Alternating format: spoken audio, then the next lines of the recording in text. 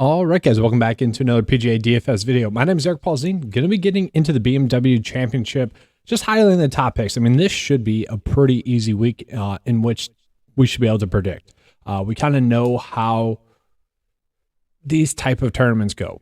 We know that we should be attacking the studs and duds approach like we should have done last week as well. Unfortunately, last week was that a lot of the studs sucked and the duds were the ones that really carried the week. Andrew Putnam finishing top 10, Trey Mullen finishing top 10, had Wendell Clark in there. Heck, 7 out of the 9 values I was on made the cut, which is obviously really good. And then the two that I ended up on the most, just kind of lineup path-wise, was Andrew Putnam and Trey Mullen. So kind of got lucky in a sense that the values hit and the studs did not. My whole strategy with last week by going studs and duds was, all right, let's lock in like 2 top 10 finishes and a strong chance to get a win. That ended up being Matthew Fitzpatrick, Trey Mullen, and Andrew Putnam. It was a very strange week. And honestly, guys, this week that we have, I'm pretty much going with the exact same approach that I went with last week, and even the same plays in most regards there. The tough part about this week, as it was last week, is that we do have a lot of great plays. So really, it kind of comes down to whether or not the players are going to produce, obviously. But it's tough to find reasons why not to play someone, and it's tough to find reasons like why to favor someone over another. And so you kind of just default back to who's carried you. And that's kind of what we have. Real quick before we get into this week as well, my cat made a guest appearance last week, if you will, which led to kind of the cat contest, if you will. A lot of people were trying to name my cat's name to get a free 9 to 5 membership for the month. I'm going to do that once again for this video. And then if we still don't have someone get it right, next week, I'll just choose someone at random. Okay. And they'll get a free 9 to 5 membership. And that'll be for the first month of the year, whenever the PGA Tour season. And so real quick, the hint that I'm going to give you guys is the show Lost. That is the hint. Okay. Just the show Lost. One of the best shows, if not the best shows ever. Okay. Going to give you guys that hint. Nothing more than that. And one other thing is that I have two cats. We didn't change their name at all from when they were born. Okay. That's all I'm giving you guys. But I did love the guesses. I mean, we had some Tiger, Aldrich as well. Goose. I really like Goose. That was fun because it's like, I'm guessing that person knew that I liked Marvel because I post a lot of Marvel memes on Twitter and I kind of bring that up occasionally on here. That was like next level brain stuff. I like Sherbert because it also was like sure bet, which, I mean, a sure bet. I mean, I took that as what they meant. And if they didn't, well, you got lucky there. Like some fun guesses there. And I appreciated them all. Garfield was a lot of them. All right, enough of the fluff. And I told you guys like 3 months ago, almost a year now, when I got them, the only fluff you'd see or hear on 9 to 5 would be about my cat. So let's get into the BMW Championship here. So what we're talking about for this week is that it is going to be a new course. Okay, so that's something that you should know. The BMW Championship has rotated courses. It is going to be a no-cut event. It's going to be on bank greens. It's a Robert Trent Jones course design. It's a par 71, and the greens are bent, okay? It is a longer track as well. It's going to play about 7,500 yards. So kind of just based off of that and kind of like the success at similar courses in which no-cut events and kind of longer tracks, bank greens, Robert Trent Jones courses, these are the key stats that I came up with, okay? So we're looking at comp courses when we're trying to find the key stats, and we're also kind of looking at comp courses when it comes to the specialist rating. So if there was ever a week to actually directly pull in comp courses, like instead of looking at course history or event history in this case, this would be the week to factor that in. But, we already kind of doing that, okay? But, I do want to point out, I am keeping the BMW Championship event history in there for the simple fact that kind of a mindset. It's a mindset measure for me. It's kind of the same thing of not looking at different majors as much for 2 reasons. One, I feel like tournaments try to have the tournament play specifically a certain way. And so they choose courses based off of that. Okay. And also for this specific tournament, like it's the playoffs. Okay. They know they have to play well. They know they're trying to play for the FedEx Cup Championship. So I do think there is a mentality side to looking at event history here. Okay, so that's why I'm still looking at it. That's why I'm not looking at directly course history. Once again, we are looking at that with specialist rating. For those of you guys that don't know, specialist rating, I'll pull it up here. Specialist rating is we're looking at, and this is par 71, just so you know, okay? We are looking at Robert Trent Jones courses, okay? We're looking at bent greens, courses at bent greens. We're looking at location. Not going to have much for location there. We're looking at the length of the course. This is a longer track, so obviously players that do better in longer tracks are going to be pulling up there more. What type of scoring is it going to be? You know, we don't know that directly. We know that 3 of the last 4 BMW championships have been easy scoring. We can see that the weather is projected to be good. Maybe a little bit of rain on Saturday, but for the most part, it's going to be good weather. So with that, we can kind of see which players are going to be the best specialists, okay? And if I had to choose between course history or specialist, well, I'm going to lead towards more specialists this week, okay? Typically speaking, I like to look at course history. Specialist is just kind of an add-on in there. It's nice to see them playing well. I don't really penalize them too much if they're a poor specialist. But this week, I really am gearing up towards players that are ranking out well specialist-wise, okay? So we can see Fitzpatrick won, then Rory, then Rahm, then Scotty, Xander. Like no real shocks there. But just kind of want to call that out. Let's just look at stat fits here while we're there. Sanjay Him, once again, the top stat fit in the field. It's amazing how many times he's the top stat fit in the field. And it's just whether or not he continues to play well there. Let's look at recent form while we're at it. Best in recent form, we got Tony Finau, Rory, Xander, Patrick Cantlay, Matt Fitzpatrick, John Rahm, Max Homa. That's a little bit shocking to me. Cameron Davis as well. Willie Z's popping up there now. Just kind of interesting to look at there. Scotty Scheffler, look how much he's fallen off, guys. And even if we look at recent form rank over the past, 10 weeks, it's 15th. Over the past 5, 18th. If we go back to past 15 starts, still top 5. Just kind of interesting there. And this is kind of the form that I like to see is top 10 in like last 5 starts, last 10 starts, last 15 starts. That's what I like to see. Then once again, event history, don't really care too much about, but worth noting, I guess. Let's get into the cheat sheet. So once again, I do want to start by saying studs and duds approach. That was the approach last week. That's going to be the approach this week as well. Okay. I didn't really mention the key stats, so I'll just touch on that. Total driving, ball striking. Those kind of go hand in hand. I do like looking at total driving on a little bit longer track because one, typically speaking, if you're not hitting it in the fairway, you're going to struggle, but also you do want to be hitting it long as well. So if you can kind of parlay those two together, which is what total driving does, Gucci. That was dumb. Why did I say Gucci? All right. Ball striking. Ball striking is kind of typically always a good stat. Factors in accuracy, factors in total driving, factors in strokes gained approach. That's always strong. Birdie or better percentage. If it's going to be an easier scoring tournament like we think it's going to be, then birdie or better percentage. And then strokes gained differential is something I kind of always like to look at when we have the unknown of a course like we have this week, so might as well look at that. And then long iron accuracy. With it playing kind of a longer one, and also there are some courses in which players are going to be forced to lay up, so they're going to be using their long iron a little bit more. I don't mind looking at that as well. Okay, now that we got that cleared up, let's just go over the plays here. And I want to see, are there any players ranking out as core plays? Okay, a decent amount, guys, and this is crazy, okay?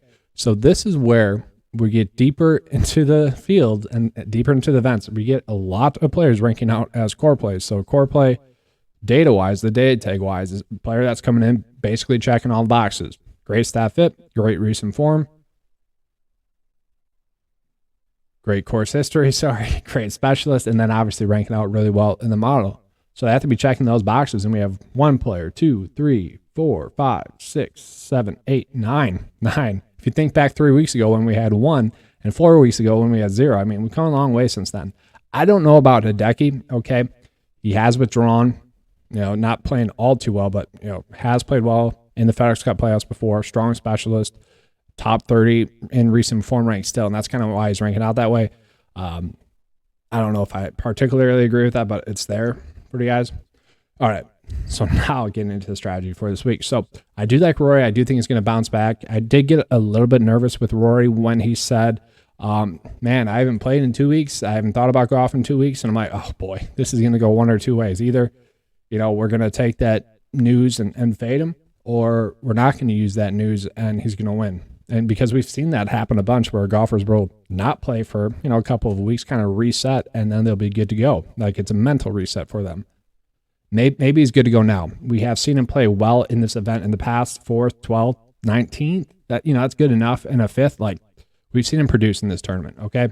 Even with the 70th last week, which obviously wasn't good, still second best in recent form rank. Still solid there. Really top 5 in all the key metrics that we're looking at. Still going to be a strong play. Now, John Rahm, he fell off, or didn't really fall off last week. He finally got it together last week. He does make sense as a play, okay? But once again, the problem that we're finding this week is the same problem that we had last week. Like, from the top 10 players, there's really no reason to fade them, okay? So I would kind of suggest mixing and matching. That's honestly it. I still really like Xander this week, and I would say, let's just do it real quick. Core play. All right, so Xander Schauffele, I would still mark him as a core play this week. He sucked last week, but maybe, just maybe, he just needed to have a bad week to kind of mentally reset. And I'm kind of marking that as that's what it was. Okay?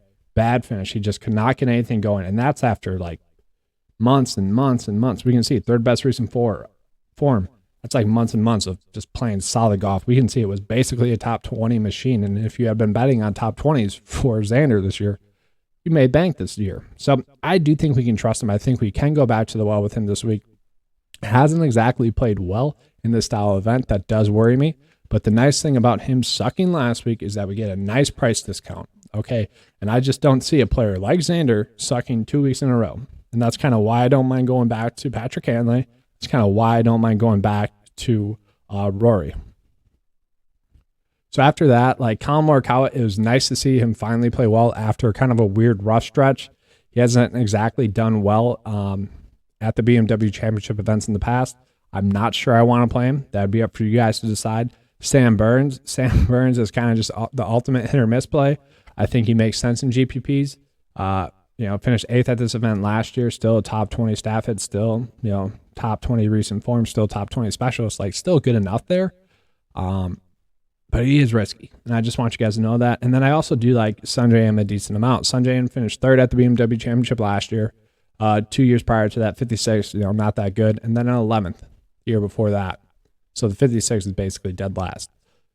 The 11th, pretty decent. We would take that. But the thing about Sungjae Im is he's been the top stat fit for, I think, his last 4 events now, and he's finished 12th, second, and 1 miscut. That's kind of been rostering Sungjae Im this year. I think the 9 to 5 miles had 4 miscuts now when they're the number 1 player. 2 of them were Rory, and 2 of them were Sungjae Im. And I think they both also, I think Rory has 2 wins as the top player in the 9 to 5 mile, and Sungjae has 1. So it's been very hit or miss for those guys. That's my long way of saying makes sense. It makes for a great GPP play, I think. But the only other core play that I want in this section is going to be Matt Fitzpatrick, another cover boy. We'll get into the core plays. Core play.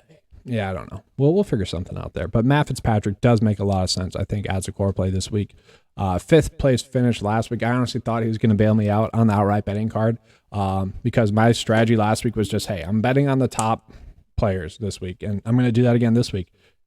Willie Z was, I don't want to say he was the last player off my betting card, but I did think about betting him. It probably would have been Finau and then Willie Z if I went that route. But I really wanted to reduce it down to like 5 because I thought, hey, one of these guys has a strong chance to win. Turns out I should have stuck to the plan, which is, hey, reduce the field to the top 5% in the field in the 9 to 5 mile, and you're more likely to hit a winner. Like it's 18 tournaments this year now in which a player that was top 5 in the 9 to 5 mile has won. And I guess I don't really get what I was getting at there with Willie Z there. But Matt Fitzpatrick still. Oh, yeah, that's right. I was a little bit bummed out he didn't win. But honestly, I think it would make sense for Matt Fitzpatrick to win this week. 5th last week, 21st, 6th, 1st, 10th, 71st, 5th, 2nd. Pretty good starts there, like really strong starts there. We'd like to see that there from him. And if we look at it deeper, like guys, 6th place finish at this event 2 years ago. Nice to see. Once again, I'd rather look at specialist, number 1 specialist in the field. I love seeing that, okay, especially this week.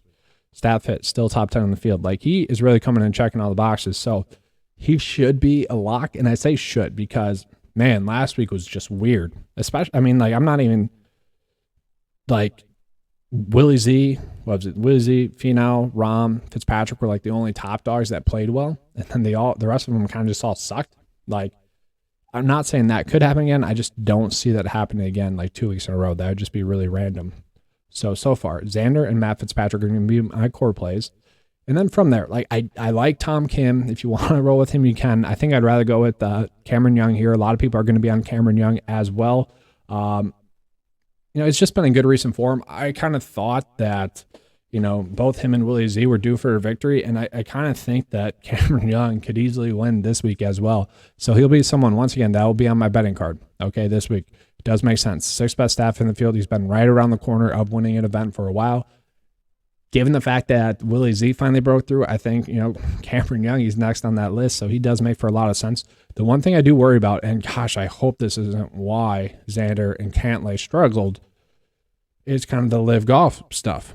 We have seen basically every player, really except for Cameron Smith last week, suck when the news about them heading to the live tour has kind of broken and come out. DJ, Bryson, Brooks, Patrick Reed, like those guys just were all terrible for a while because, well, they probably just didn't care that much anymore because they knew they were going to get that paycheck. There have been rumors about Patrick Cantlay, Xander. I don't expect those guys to leave. There was a rumor last week where it kind of seems like a reporter messed up and saw Cameron Smith and kind of mentally put in Cameron Young as well. I don't know, but that could be a worry. Like if like in 3 months we come back and realize this is why they sucked during this stretch because they were leaving for live, that's going to be painful. And that's kind of been the tough part about this season. I think that's why the 6 for 6% this season has been like 5% on average.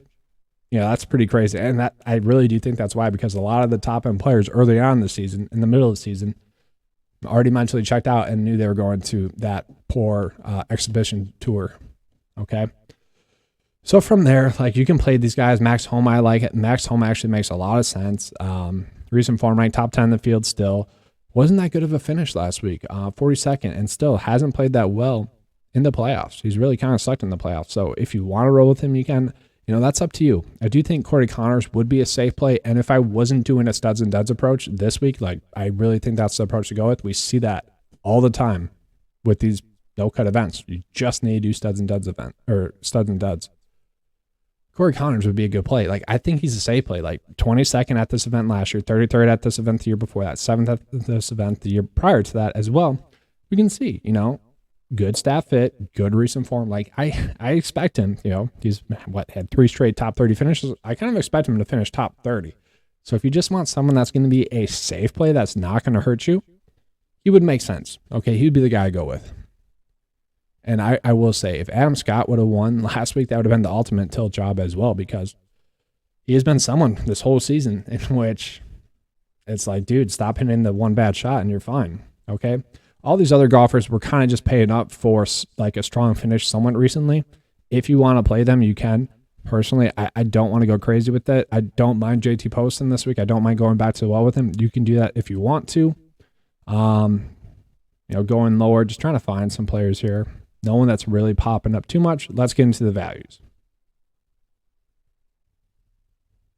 All right, so I still don't mind Scott Stallings. He is very much a hit or miss play once again this week. He's been that for the past 2 months now. Still makes sense as a hit or miss play. If you want to play Scott Stallings once again this week, I wouldn't blame you. 6.6 in a week in which studs and duds makes a lot of sense. In a week in which, obviously, if you're going studs and duds, you want to shoot for someone that has top 10 upside. He makes a lot of sense. He's had those top 10 finishes a lot as of recent.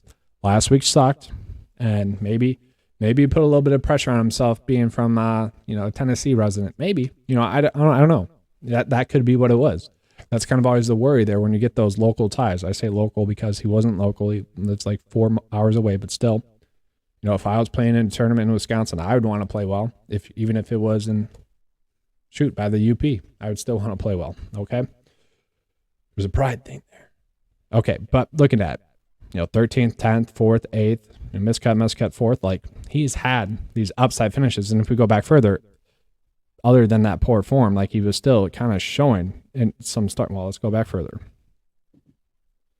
He kind of sucked for a while there, but over his last 10 starts, very much hit or miss. Okay, he did find some form, I guess, there for a little bit there, but we still see, 15 starts ago, top 20 finish. 14 starts ago, top 15 finish. And then 3 straight terrible finishes. Like, he is just hit or miss. He's someone you can't trust, okay? But he's still a fine play.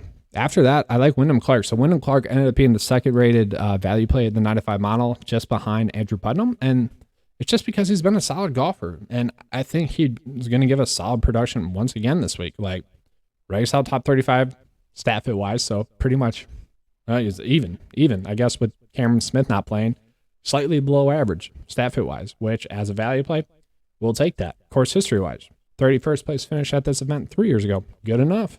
Specialist, 28th, like good enough for a value play. Recent form-wise, 23rd. Overall, 43rd in the 95 mile. We would like that to be a little bit better, but he is someone where I do think he's going to finish in the top 50% of the field, and thus, as a value play, I like that. You could go back to the well with Taylor Moore, another value play I liked last week, 31st place finish that week. He's had a 5th and 6th place finish, pretty good recent form. 6 straight made cuts in a row. Obviously, we don't have to worry about the made cut or not, but, I think he could continue that form.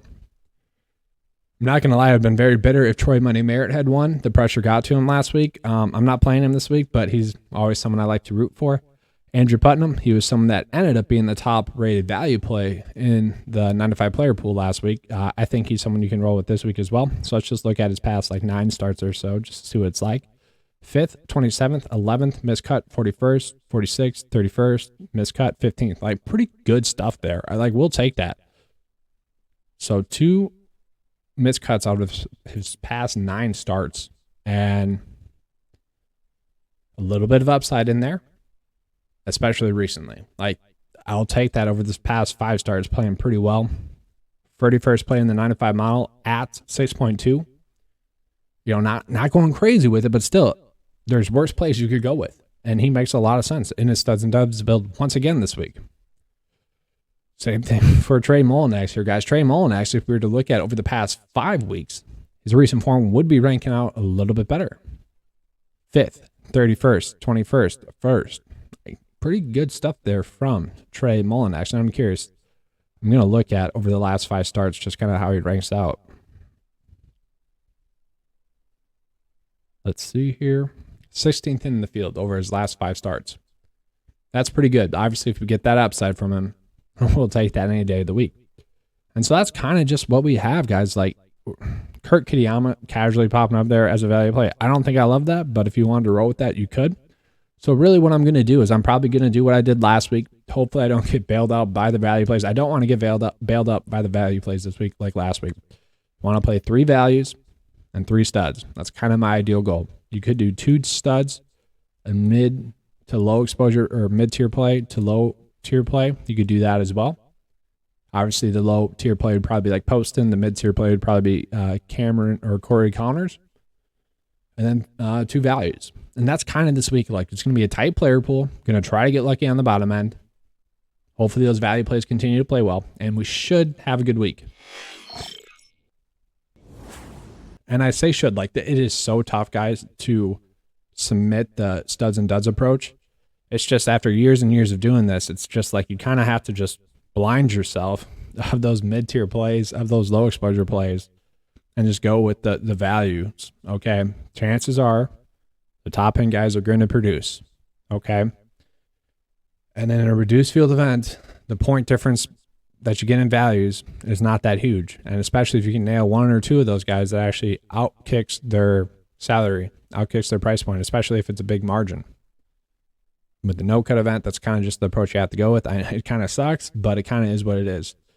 More times than not, you're going to cash doing that approach. It just is what it is. It kind of sucks that it's that way. If anything, they should come out with a main slate showdown. I don't know. I wouldn't like that either. That would make it more difficult. But that's just kind of how it is in no-cut events. And that's honestly why the live golf shit kind of sucks as a fan. It is a little bit harder to cheer for. I shouldn't say as a fan, but as a content producer, as a DFS guy, the reduced field events are just kind of firing at the hip, trying to get lucky. Obviously, the guys that are better plays are most likely to play well. All right, I hope I really echoed that in, and I hope I hammered that home for you guys, that concept, okay? But that's all I had for you guys for this video. Hopefully, you guys enjoyed it. If you did, please give me a like, subscribe. I do appreciate that. I have been putting out some NFL DFS content out there. Already took down a GPP there. That was pretty fun. It was a showdown. Had 2 other members take down. One took down a main slate. One took down a showdown. So good stuff there. I would say that's probably the biggest edge in DFS is the preseason stuff, because one, it's tough to max enter it. Like computers aren't really a thing. And the research and film watching that I do is kind of like, it's a big edge. So if you guys want to, you can check that out as well. All right, but that's all I have for you guys this week. Let's have a good week, and as always, let's keep cashing.